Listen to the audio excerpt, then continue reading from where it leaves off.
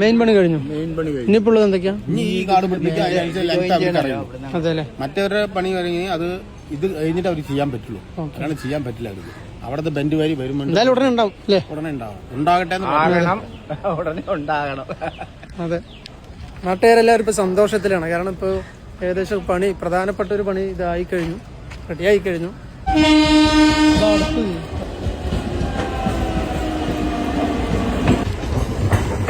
അങ്ങനെ നമ്മുടെ നടക്കാവ് മേൽപ്പാലം ഏകദേശം യാഥാർത്ഥ്യമാവാൻ പോവാണ്. പ്രധാനപ്പെട്ട ഞങ്ങളുടെ മറ്റാവശ്യങ്ങളിലേക്കൊന്നും കിടക്കുന്നില്ല. പ്രധാന ആവശ്യം ഇതായിരുന്നു, ഈ ഗഡർ വെക്കുക എന്നുള്ളത്. റെയിൽവേയുടെ ഗഡർ വെച്ച് കഴിഞ്ഞു, വലിയ സന്തോഷം. അതിൽ ഇതിന്റെ ഏറ്റവും വലിയ വിശേഷം പറഞ്ഞാൽ ADRM ഇവിടെ ജയകൃഷ്ണൻ സാർ നേരിട്ട് ഇരുന്നിട്ടാണ് ഇതിന്റെ മേൽനോട്ടം വഹിച്ചത്.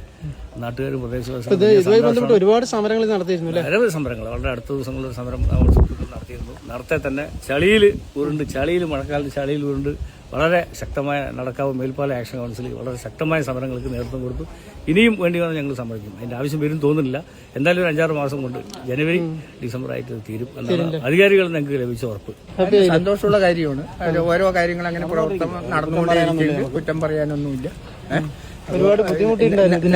ഇന്നലെ തൊട്ട് എല്ലാവർക്കും ബോധ്യമായി. 36 പേര് മരിച്ചിട്ടുണ്ട്. ഇവിടെ ഞങ്ങൾ കൊണ്ടുപോകാൻ പറ്റാതെ 36 പേര് ഇവിടെ മരിച്ചിട്ടുണ്ട്.